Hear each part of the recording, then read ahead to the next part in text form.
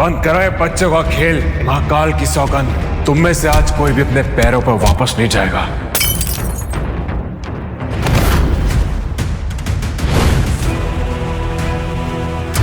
हिलना मत, मेरा नाम हेडशॉट है। इसको तो मैं अपने ठिकाने पे ले जाके निपटाऊंगा।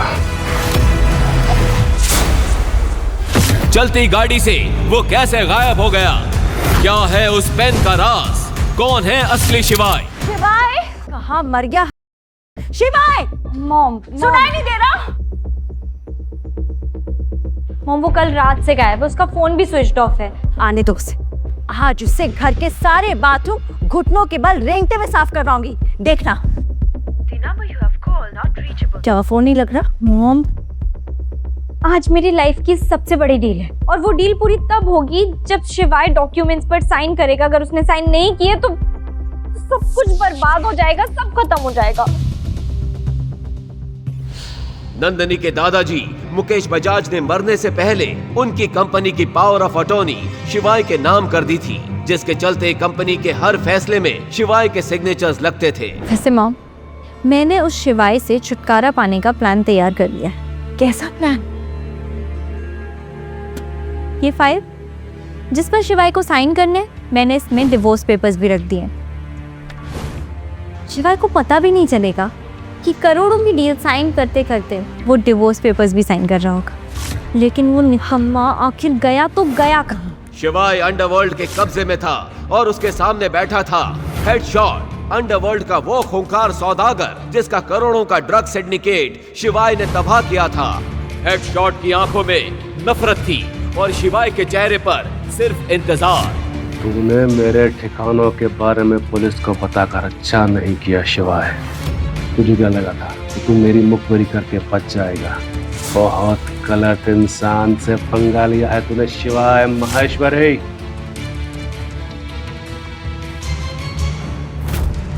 आज मैं तुझे ऐसा तोड़ूंगा कि तू अपनी मौत की भीख मांगेगा, वो भी मेरे पैरों में गिर के। माफी तो तू मांगेगा, वो भी अपनी नाक मेरे जूतों पर रगड़ के। बस थोड़ी देर और रुक जा, सब पता चल जाएगा तुझे। उल्टा लटकाओ इसे।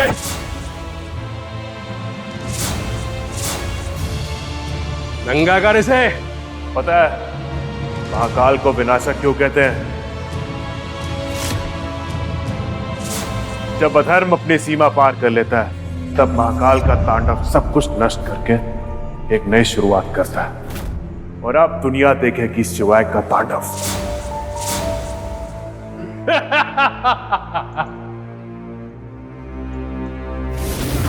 अबे नंगा कर इसको। जैसे ही हेडशॉट के चेले शिवाय के बदन पर बचे हुए कपड़े उतारने के लिए आगे आए, अचानक वेयरहाउस का माहौल बदलने लगा। जय महाकाल। बॉस, ये सांप कहां से आ गया?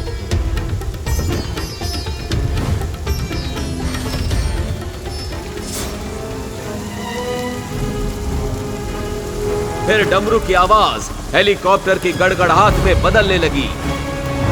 क्या हो रहा है ये सब? कहा था ना थोड़ी देर रुक जा।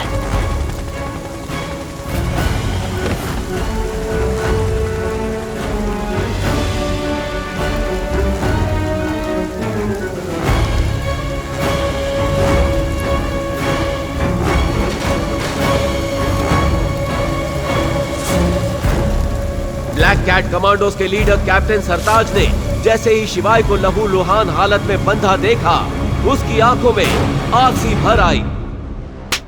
तुमने क्या किया हरामजादे? जानता नहीं है तो कौन है? लेकिन हेडशॉट की अकड़ ज्यादा देर ना टिक सकी और इसके बाद सरताज ने हेडशॉट के सामने जो कहा, उसे सुनकर हेडशॉट के होश उड़ गए।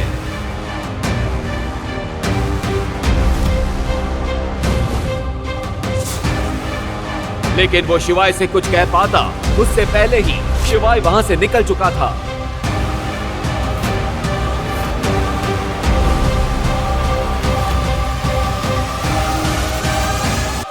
ओ फटीचर, घर का काम ना करना पड़े इसीलिए कल रात से गायब होना? ध्यान से सुनो, रोटी ना मुफ्त में नहीं मिलती। अगर इस घर में रहना है तो तुम्हें वो सब करना पड़ेगा जो मैं तुम्हें कहूंगी। और खबरदार अगर बिना बताए इस घर के बाहर कदम भी रखा तो टांगे तोड़ दूंगी, समझ गए? Mom calm down mom. आप भी ना, कोई घर पर वापस नहीं आया और आपस शुरू हो गई। इंसान को पानी तो पूछ लेना चाहिए ना। शिवाय बेबी, कहाँ थे तुम? तुम्हें पता है मैंने कल रात से तुम्हें कितना मिस किया। कहाँ थे तुम? क्या हो नंदिनी, कुछ काम था? शिवाय, मैं बीवी हूँ तुम्हारी, सिर्फ काम के लिए थोड़ी ना तुम्हें याद करूंगी, ऐसे भी तो याद कर सकती हूँ ना। शिवाय को आज नंदिनी का बर्ताव कुछ समझ में नहीं आ रहा था। जिस लड़की ने शादी के 3 साल बीत जाने के बाद भी कभी उसे अपने कमरे तक नहीं आने दिया, वो लड़की आज शिवाय के कंधे पर सर रखकर उसका हाल चाल पूछ रही थी। शिवाय, तुम्हें याद है कल हमारी एनिवर्सरी है? ऑफ कोर्स याद है नंदिनी। इस दिन को मैं कैसे भूल सकता हूँ, इसका तो पूरे साल भर मैं वेट करता हूँ। और मैंने कल तुम्हारे लिए एक सरप्राइज भी प्लान किया। You're so sweet, शिवाय। अच्छा, मैं हमारी एनिवर्सरी पर तुमसे कोई गिफ्ट मांगूंगी तो दोगे मुझे? गिफ्ट क्या नंदिनी, तुम मुझसे मेरी जान भी मांगोगी ना तो मैं वो भी दे दूंगा। ओए मजनू की औलाद, जान वान देने की कोई जरूरत नहीं है। मेरी बेटी को जो गिफ्ट चाहिए ना, बस वही दे दो। मॉम, आप हमारे बीच में क्यों बोल रही हैं? एक मिनट बेबी। इतना बोलकर नंदिनी ने वो कागज शिवाय के सामने रख दिए और उन पर साइन करने को कहा। You have to sign this. ये किस चीज के पेपर्स है नंदिनी? बेबी, कल हमारी एनिवर्सरी है ना, तो बस उसके लिए मैंने कुछ सरप्राइज प्लान किया है। उसी की कुछ फॉर्मेलिटी के पेपर्स हैं। लेकिन नंदिनी, ऐसे कौन सा होटल वाला पेपर साइन करवाता है? तुम्हें मुझ पर भरोसा नहीं है ना? ठीक है, कोई बात नहीं, तो पढ़ लो। नहीं, मेरा वो मतलब नहीं था नंदिनी। मुझे तो तुम पर पूरा भरोसा है। आई एम श्योर तुमने पेपर्स पढ़े लिए होंगे। मैं तो बस वैसे ही पूछ रहा था।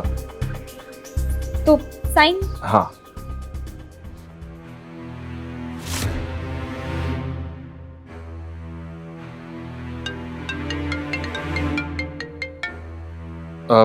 नंदिनी एक इम्पोर्टेंट कॉल है, मैं 2 मिनट में आया। हाँ?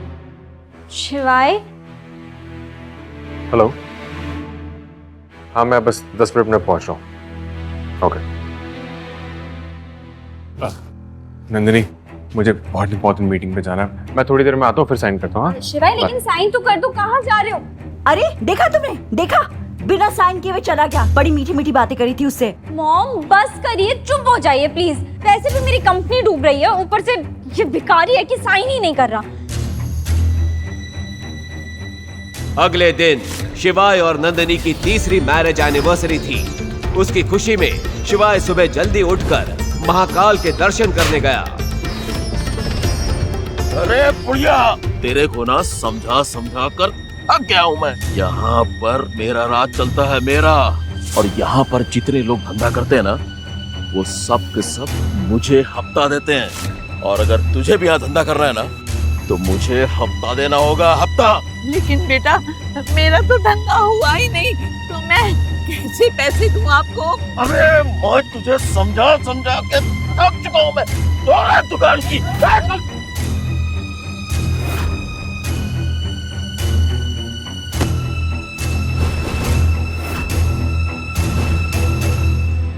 महाकाल की नगरी में सिर्फ एक ही राजा का राज चलता है, खुद महाकाल का। तुम लोग पर आज यहाँ नहीं चलेगा।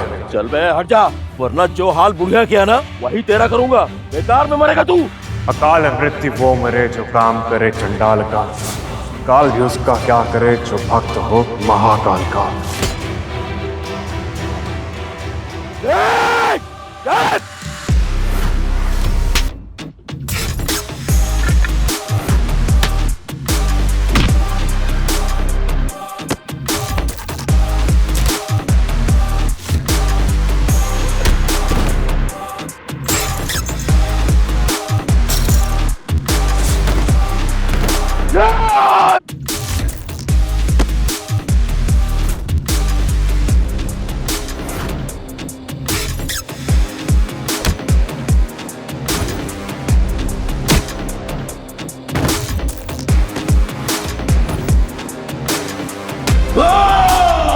आज के बाद अम्मा को परेशान किया ना तो महादेव की कसम। नहीं भाई भाई भाई भाई माफ कर दो। मैं आज से ये काम छोड़ रहा हूँ भाई माफ कर दो भाई। निकल।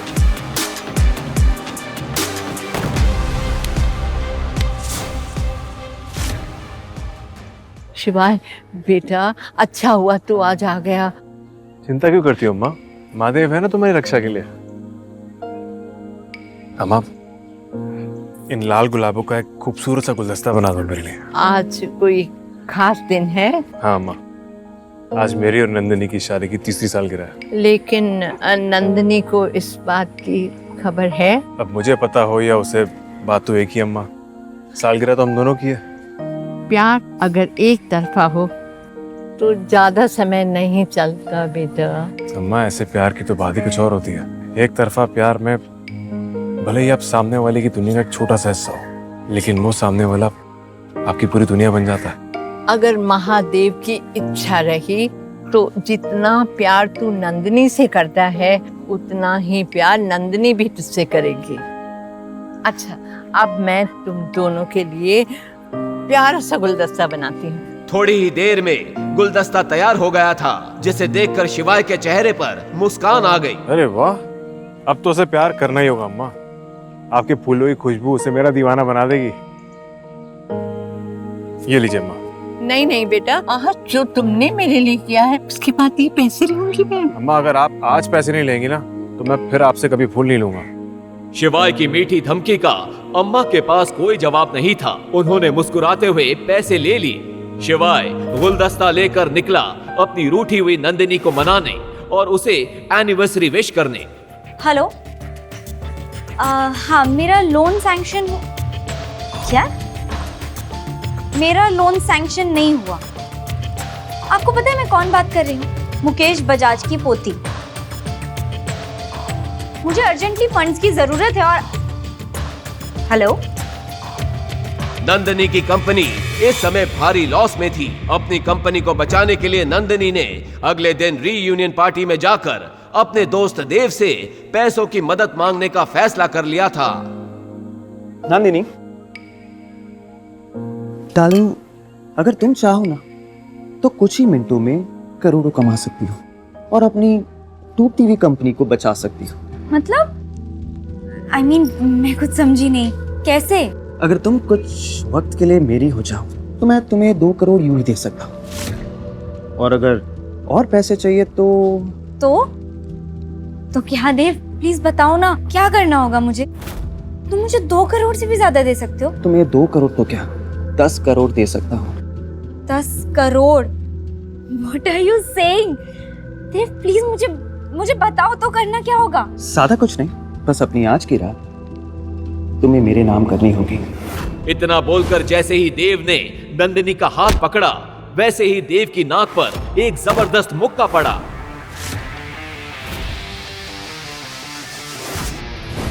तेरी हिम्मत कैसे हुई ये घटिया बात करने की? मेरी पत्नी है ये, और मेरी पत्नी मुझे कभी भी पैसों के लिए धोखा नहीं देगी। शिवाय अपनी जिस पत्नी पर भरोसा कर रहा था, उसी ने सबके सामने शिवाय के गाल पर एक जोरदार थप्पड़ जड़ दिया। How dare you? हिम्मत कैसे हुई तुम्हारी यहाँ आने की? नंदिनी, तुम इन लोगों के बीच क्या कर रही हो? और शायद तुम भूल रही हो आज हमारी शादी की 3री सालगिरह है। ये देखो, मैं तुम्हारे लिए फूलों का खूबसूरत सा गुलदस्ता लेकर आया हूँ। गुलदस्ता माय फुट। भूलो मत कि तुम्हारी औकात क्या है। 2 कौड़ी के घर जमाई हो तुम बस। और क्या एनिवर्सरी? इन फूलों के सिवा तुमने दिया क्या है आज तक मुझे? अगर कुछ देना चाहते हो ना तो तलाक दे दो, मुझे छोड़ दो। मैं फिर नहीं रहना चाहती तुम जैसे भिखारी के साथ। दम घुटता है मेरा तुम्हारे साथ। मैं जैसी जिंदगी जीना चाहती हूँ वो मुझे देव दे सकता है। देव साहब। तभी वहां पुलिस की एंट्री हुई। दरअसल देव ने शिवाय के आते ही पुलिस को कॉल कर दिया था। बताइए, कौन परेशान कर रहा है आपको? इंस्पेक्टर के इस सवाल पर देव ने शिवाय की तरफ इशारा कर दिया।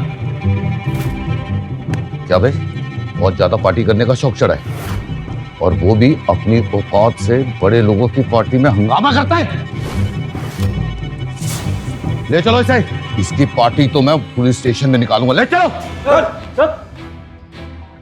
इंस्पेक्टर, एक बात का ध्यान रखना, इसकी इतनी अच्छी से खातिरदारी करना कि कल ये इसके सामने मेरे जूते पर अपनी नाक रगड़कर अपनी जान की भीख मांगे। आप ये मैटर मेरे पे छोड़ दीजिए, आप बस मैडम के साथ पार्टी एंजॉय कीजिए। और हाँ, मेरा ख्याल रख लेना बस। पहुंच जाएगा।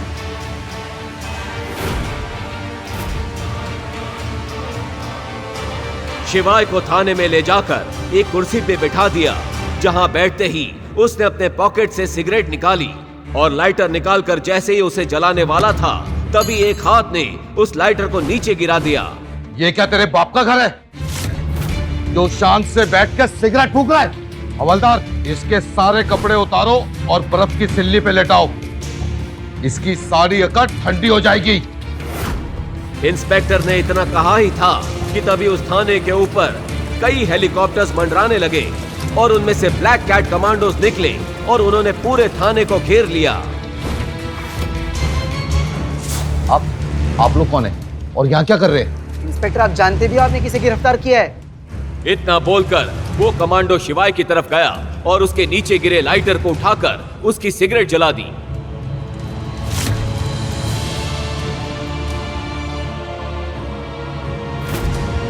जैसे ही इंस्पेक्टर ने शिवाय के उस लाइटर को देखा तो उसके पैरों तले जमीन खिसक गई, उसकी टांगें कांपने लगी और वो अपने घुटनों पर आ गया और शिवाय के सामने हाथ जोड़कर बोला, मेजर महेश्वरी। आखिर क्यों उस लाइटर को देखकर डर गया था इंस्पेक्टर? क्यों वो शिवाय को बोल रहा था मेजर महेश्वरी? क्या है शिवाय और उसके उस लाइटर का राज? क्यों शिवाय को बचाने के लिए अचानक आ गए इतने सारे कमांडो? अगर शिवाय इतना बड़ा आदमी था तो क्यों वो बना हुआ था एक गरीब घर जमाई? क्या शिवाय की बीवी नंदिनी जान पाएगी उसका ये राज? अब क्या होगा आगे? 3 साल बाद सभी कमांडोज आज पहली बार शिवाय को देख रहे थे। सभी कमांडोज ने गर्व से शिवाय को सल्यूट किया। ये देखकर शिवाय भी जैसे तैसे अपनी जगह पर खड़ा हुआ और उन्हें सल्यूट किया। तभी कैप्टन सरताज सामने आकर बोले, सर, हमने आपको कहां नहीं ढूंढा और आप यहां हैं। हमें कल पता चला कि आप इस हाल में हैं, इसलिए मैं सारी बटालियन को लेकर आपको लेने आया हूं। Sorry sir, I am late. नहीं कैप्टन, तुम बिल्कुल सही वक्त पर आए हो। चलो अब यहां से निकलते हैं। मुझे बजाज मैंशन ड्रॉप कर दो जल्दी। इतना सब होने के बाद भी शिवाय नंदिनी के बारे में ही सोच रहा था। उसकी आंखों में कल रात की लगाई नंदिनी की आग दहक रही थी। शिवाय को वो आग बुझानी थी जो नंदिनी से मिलने के बाद ही बुझ सकती थी। शिवाय ने सबको वहां से वापस जाने का ऑर्डर दिया। Platoon, fall back. Yes sir. इस आवाज की गूंज से Azad Nagar police station hill गया और वहां के सारे अधिकारी और हवलदार शिवाय को सलाम मारे बिना रह नहीं पाए। शिवाय पुलिस स्टेशन से निकला और जल्दी से गाड़ी में बैठ गया। सारे कमांडोज भी उसके पीछे भागकर गाड़ी में बैठ गए। शिवाय का ऑर्डर सुनते ही सभी गाड़ी एक के पीछे एक बजाज मैंशन चल पड़ी। तभी शिवाय के बगल में बैठे कैप्टन सरताज ने पूछा, मेजर, आप पूरी रात जेल में क्यों रहे? आपने हमें फोन क्यों नहीं किया? अपनी कद्र करना कैसे सीखता सरताज? अगर एक रात वहां नहीं बिताता तो अब सब ठीक हो जाएगा। मेरे लिए ये रात सबसे यादगार रहेगी। ये कहते हुए भी शिवाय का दिल जोर जोर से धड़क रहा था, मानो अभी बाहर आ जाएगा। उसे नंदिनी से कोई उम्मीद नहीं थी, पर फिर भी उसके कड़वे शब्द सोचते ही उसके बदन में सिरहन दौड़ रही थी। मेजर, मुझे आपको कुछ बताना है। आपको याद होगा हमने 5 साल पहले जेएनके में गैर कानूनी मामलों को लेकर कुछ शर्तों पर समझौता किया था, लेकिन अब हम उसे पूरा नहीं कर पा रहे हैं। इसलिए वहां के गैर कानूनी संगठन ने समझौता तोड़ दिया है और हम पर कभी भी हमला कर सकते हैं। हमें आपकी जरूरत है मेजर, आपको वापस आना होगा। मैं वो दुनिया 3 साल पहले छोड़ चुका हूं। Now I am a common man. वो पूरा का पूरा काफिला महालक्ष्मी नगर की तरफ दौड़ पड़ा। जमीन पर 10 ब्लैक एसयूवी और ऊपर 2 हेलीकॉप्टर ऐसे लग रहे थे मानो कोई किंग का काफिला आज बजाज मैंशन की तरफ निकल पड़ा हो। उधर नंदिनी घर से निकलकर पुलिस स्टेशन के लिए यश के साथ निकल ही रही थी कि उसके घर के सामने वो सारी एसयूवी कार आके रुकी। आगे खड़ी कार का दरवाजा खुला और गाड़ी से शिवाय को उतरते देख नंदिनी और यश हैरान हो गए। शिवाय को वहां ड्रॉप करके वो काफिला अपनी मंजिल की ओर बढ़ गया। इस वक्त शिवाय की आंखों में अंगारे जल रही थी। वो तेज रफ्तार से नंदिनी के पास आया और उसने उससे पूछा, नंदिनी, क्या सच में तुम्हें वो 12 साल पहले वाला सेंट्रल स्ट्रीट का हादसा याद नहीं है? नंदिनी शिवाय को एकटक देखे जा रही थी। वो कुछ बोल पाती इससे पहले ही शिवाय ने फिर से कहा, वो किडनैपिंग, वो बर्थडे, कुछ भी याद नहीं है तुम्हें? तुम पागल हो गए हो क्या? बाहर कैसे आए तुम? किसने तुम्हारी बेल करवाई? हाँ? नंदिनी शिवाय को ऐसे देखकर शॉक थी। क्या, क्यों, कैसे? मुझे इस बारे में तुमसे कोई बात नहीं करनी है। मुझे जिंदगी से बहुत बड़ा सबक मिला है। कल अगर तुम मेरे साथ मिसबिहेव नहीं करती तो मैं कभी अपनी कद्र करना सीख ही नहीं पाता, खुद के बारे में कभी सोच ही नहीं पाता। क्या बकवास कर रहे हो? तुम्हारे साथ जो भी हुआ उसमें तुम्हारी गलती थी। मैं तो तुम्हें जेल से छुड़वाकर तुम पर एहसान करना चाहती थी, पर नंदिनी आगे कुछ बोल पाती इससे पहले ही शिवाय ने उसकी बात काटते हुए कहा, मुझे तलाक चाहिए तुमसे नंदिनी। तुम वो नहीं हो जिससे मैंने प्यार किया था। डिवोर्स की बात सुनते ही सब शॉक्ड रह गए। शिवाय नंदिनी से तलाक चाहता था। नंदिनी का ईगो बुरी तरह हर्ट हो गया। उसने गुस्से से कहा, तुम मुझे तलाक दोगे शिवाय? मैं तुम्हारी औकात से बहुत ऊपर हूं। शिवाय के चेहरे पर आत्मविश्वास था, लेकिन नंदिनी को एक बात समझ नहीं आई। लेकिन तुम तो जेल में थे, फिर तुम्हारी बेल किसने करवाई? भले लोग थे वो जो इसे यहां घर तक छोड़ कर गए। पड़ा होगा उनके पैर ये, तब जाकर बेल मिली होगी। मजाक बनाते हुए यश ने कहा, माफ कीजिएगा, हाल फिलहाल में मैंने यही सीखा है। अब इज्जत बेचना मुझे नहीं आता। शिवाय ने यह बात नंदिनी की आंखों में आंखें डालकर कही। क्या शिवाय अपनी सेल्फ रिस्पेक्ट के लिए अब दुनिया से लड़ जाएगा? क्या 12 साल पुराने प्यार का अंत आज तलाक पर हो जाएगा? आखिर शिवाय है कौन और क्या राज है उसका? शिवाय के तेवर आज कुछ बदले बदले से लग रहे थे, लेकिन शिवाय की यह बात सुनकर नंदिनी का गुस्सा फूट पड़ा। तुम होते कौन हो मुझे ये सब बोलने वाले? पूरा इंदौर जानता है तुम्हारी इज्जत क्या है। बड़े आए मुझे इज्जत की बात सिखाने वाले। नंदिनी की यह बात सुनकर शिवाय अभी चुप बैठने वाला नहीं था। हां, मैंने अपनी इज्जत खोई है तुम्हारे सामने, इस परिवार के सामने, यहां तक कि इस पूरे शहर के सामने। लेकिन तुम्हें कभी मेरा प्यार दिखा ही नहीं, मेरे छोटे छोटे एफर्ट्स दिखे ही नहीं। तुम्हें क्या लगता है मुझे मजा आता है लोगों की गालियां सुनने में? तुम्हें सिर्फ वो दिखा जो दुनिया ने और तुम्हारी मां ने तुम्हें दिखाया। मेरा प्यार तुम कभी समझ ही नहीं पाई, महाकाल की कसम। लेकिन अब मैं खुद की नजरों में और जलील नहीं होना चाहता। ये कहते कहते शिवाय की आंखें भीग चुकी थी। शिवाय पिछले एक दिन में इतना कुछ झेल चुका था कि उसकी अंतरात्मा का दर्द उसके शरीर के दर्द से ज्यादा था। पर वो जलील लोग उसकी इस हालत के बारे में कुछ भी नहीं सोच रहे थे। उल्टा नंदिनी ने उसे जवाब दिया, मुझे तुम्हारा प्यार कभी चाहिए ही नहीं था। पहले दिन से मुझे तुमसे नफरत थी। पता नहीं क्या दिखा दादाजी को तुम्हारे अंदर। और क्या कहा तुमने? छोटे छोटे एफर्ट्स। लास्ट गिफ्ट तुमने मुझे एक नकली पर्ल का हार दिया था। नकली, सुन रहे हो ना? मुझे तुमसे छुटकारा चाहिए, बस। जरूर मिलेगा छुटकारा। अब तो तुम्हें वो इंसान भी मिल गया है जो तुम्हें वो सब दे पाएगा जो मैंने नहीं दिया। शिवाय ने यश की तरफ इशारा करते हुए नंदिनी से कहा, तुझसे ज्यादा खुश रखूंगा। और वैसे भी मेरे स्टैंडर्ड्स हाई है। तुझ जैसे लोगों को मैं मुंह भी नहीं लगाता। और अगले हफ्ते नंदिनी का बर्थडे भी है। देखना, मैं सबसे शानदार बर्थडे पार्टी ऑर्गेनाइज करूंगा नंदिनी के लिए। तभी तीखी नोकझोंक के बीच रेखा भी वहां आ गई और नंदिनी का हाथ पकड़कर उसे अंदर ले गई। भिखारियों के मुंह नहीं लगते। अब शिवाय और यश आमने सामने खड़े थे। यश खुद को अकेला पाकर हड़बड़ा गया और कुछ सोचते हुए उसने चिल्लाकर नंदिनी से कहा, ओके नंदिनी, मैं कल सुबह आता हूं। फिर जाते जाते उसने शिवाय को भी एक लुक दे ही दिया। अच्छी किस्मत वालों को ही अच्छी लड़की मिलती है। कल डिवोर्स देने के लिए तैयार है ना? कहीं अपनी बात से मुकर मत जाना। कहकर उसने अपना कॉलर ठीक किया और शिवाय के सामने से चला गया। शिवाय ने यश की बात को एक कान से सुन के दूसरे कान से निकाल दिया वो वहीं खड़ा सोचता रहा, क्या सच में पैसों में इतनी ताकत होती है कि वो किसी भी इंसान को बदल सके? क्या आज के समय में किसी को प्यार की कदर ही नहीं रही? लेकिन शिवाय हार मानने वालों में से नहीं था। वो इन सवालों का जवाब ढूंढ कर ही रहेगा। आखिर शिवाय था तो एक खिलाड़ी ही, ना हारने वाला जाबाज खिलाड़ी। वो वहां से अपना ईवी स्कूटर लेकर लोटस लेक की तरफ निकल गया। इंदौर में स्थित लोटस लेक अपनी शांत जलधारा और सुंदर कमल के फूलों के लिए फेमस है, जो नेचर लवर्स और फोटोग्राफी के शौकीनों को अट्रैक्ट करता है। वो जब भी उदास होता तो इसी झील पर आ जाता, क्योंकि वहां का स्थिर पानी उसके मन को शांत करता था। वहां पहुंचकर उसने अपने स्कूटर की डिक्की से रूबिक्स क्यूब निकाला और ठंडी हवा लेते लेते सॉल्व करने लगा। तभी उसकी आंखों में एक चमक आ गई। उसे रास्ता मिल चुका था। यह वही रास्ता था जिसे वो कभी मानने को तैयार नहीं था। उसे हमेशा लगता था कि नंदिनी ही वो लड़की थी जिसे उसने 12 साल पहले वादा किया था।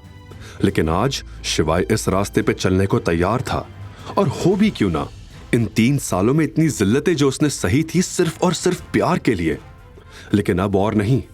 ये सोचते हुए उसने रूबिक्स क्यूब को सॉल्व किया, अपनी गाड़ी की डिक्की में रखा और अपनी जेब से फोन निकालकर किसी को कॉल किया। उसने इंदौर के सियागंज में एक 52 मंजिला बिल्डिंग में कॉल लगाया था। वो दुनिया की सबसे बड़ी कंपनीज में से एक थी, जिसका नाम था इंडस ग्रुप। इस होल्डिंग कंपनी की कई सारी अलग अलग कंपनीज भी थी। Pharmacy, F&B, import export, constructions, textiles, ऐसे ही कई सारे सेक्टर्स में इनका दबदबा था। मुझे दिनेश कुमार से बात करनी है। दूसरी तरफ से आवाज आई, आपका नाम सर? शिवाय महेश्वरी। सर, हाफते हुए एक 50 साल के आदमी ने यह कहा। शिवाय का नाम सुन के उसके पैरों तले जमीन खिसक गई थी। उसके सिर पर पसीना चमक रहा था। तभी धीमी आवाज में शिवाय ने कहा, दिनेश जी, एक काम था आपसे। हाफते हुए ही कॉल की दूसरी तरफ से आवाज आई, बिल्कुल सर, लेकिन सर अब तक आप कहां थे? शिवाय की आवाज में अब बदलाव आ चुका था।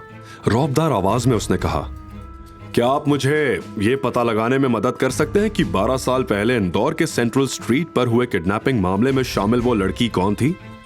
क्या वो बजाज फैमिली की नंदिनी बजाज थी या कोई और थी?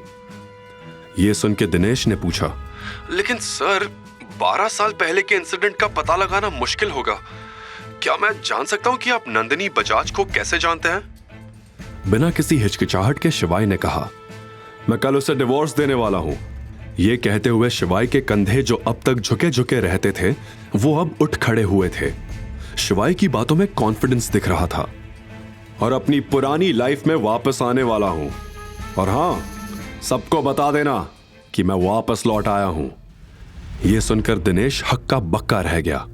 जैसे ही कॉल कट हुआ, दिनेश ने एक लंबी सांस ली। शिवाय से बात करके जैसे उसकी खुशी दुगनी हो गई थी। उसने जल्दी से अपना फोन उठाया और अपने सेक्रेटरी से कहा, कंपनी के सभी डायरेक्टर्स को इन्फॉर्म करो, हम एक बोर्ड मीटिंग करने जा रहे हैं और सबसे कहना हमारे बॉस लौट आए हैं। अमेरिका, ऑस्ट्रेलिया, यूरोप और साउथ एशिया की सभी कंपनीज के डायरेक्टर्स को इन्फॉर्म किया गया कि इंडस ग्रुप के मालिक, कंपनी के चेयरमैन मिस्टर शिवाय महेश्वरी लौट आए हैं। दूसरी तरफ कॉल काटते ही शिवाय मन ही मन सोचने लगा, नंदिनी, मैं सच में तुम्हें रानी बना के रखता अगर तुम मेरी पूरी बात सुन लेती तो। महाकाल की कसम, तुम्हें अंदाजा नहीं कि तुमने क्या खोया है। खेल तो अब शुरू हुआ है, आगे आगे देखो होता है क्या। इस समय दुनिया के हर कोने में मौजूद इंडस ग्रुप के लोगों को मैसेजेस आने लगे थे, चाहे वो कहीं भी हो या उनकी पहचान कुछ भी हो। सभी को अपने फोन पर एक मैसेज मिला, मैसेज फ्रॉम इंडस ग्रुप, शिवाय महेश्वरी इज बैक। यह खबर देखकर हर कोई, चाहे वो कुछ भी कर रहे थे, उत्साह से उछल पड़े। जो शब्दों से परे था, चाहे किसी ने उसे देखा हो या नहीं, एक बात तो स्पष्ट हो गई कि शिवाय सबका पसंदीदा था। तभी उस रूम में दिनेश का सेक्रेटरी आया। सेक्रेटरी को देखकर दिनेश झिझक उठा। तुम्हें दिखता नहीं है मैं बिजी हूं? नॉक करके आना चाहिए ना। This is very wrong. Dinesh का गुस्सा देखकर वो घबरा गया। सर, बजाज फैमिली का इनविटेशन था तो सोचा बता दूं, लेकिन कोई बात नहीं, मैं बाद में आता हूं। बजाज फैमिली का नाम सुनते ही दिनेश के कान खड़े हो गए। क्या कहा तुमने? बजाज फैमिली? सेक्रेटरी भी चौंका। जी हां, नंदिनी बजाज का बर्थडे इनविटेशन है, लेकिन मैं मना कर देता हूं। यह सुनते ही दिनेश चेयर से खड़ा हो गया। बिल्कुल नहीं, एक काम करो, इनविटेशन का रिप्लाई करो कि हम बर्थडे में शामिल होंगे और एक शानदार गिफ्ट का भी इंतजाम करो। जाते जाते सेक्रेटरी ने दिनेश से आखिर पूछ ही लिया, सर क्या सच में शिवाई सर लौट आए हैं? हां।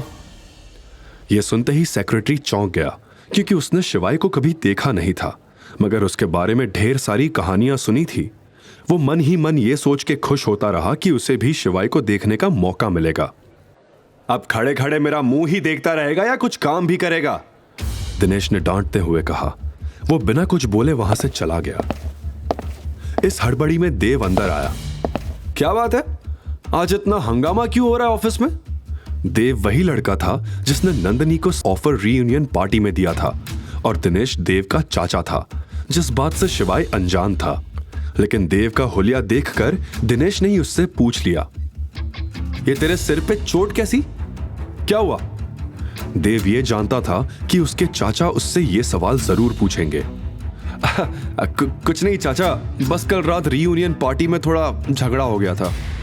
यह सुन के दिनेश के भाव तुरंत बदल गए। क्या? किसने किया ये? नाम बोल उसका। इंदौर शहर में किस माइके लाल में इतनी हिम्मत हुई कि तुझ पर हाथ उठाया? देव बताना तो चाहता था, लेकिन बताता भी तो क्या कि एक निकम्मे पति से मार खाई थी। यह उसकी शान के खिलाफ था। एक लड़का और उसके कुछ दोस्त थे, अकेला होता तो बताता उसे। देव हिचकिचा रहा था। दिनेश को इस बात की भनक लग चुकी थी। क्या चाहिए बोल? देव हिचकिचाते हुए बोला। चाचा, आपके फोन में भी तो कुछ लोगों के नंबर है ना जो मेरे लिए उसकी टांगे तोड़ सकते हैं? क्या मैं उनसे बात करके ये काम करवा सकता हूँ? आगे की कहानी जानने के लिए देखिए अगला एपिसोड सिर्फ पॉकेट FM के YouTube चैनल पर। और शिवाय एक विनाशक के सारे एपिसोड्स को सुनने के लिए डिस्क्रिप्शन में दी लिंक से डाउनलोड करें पॉकेट FM ऐप।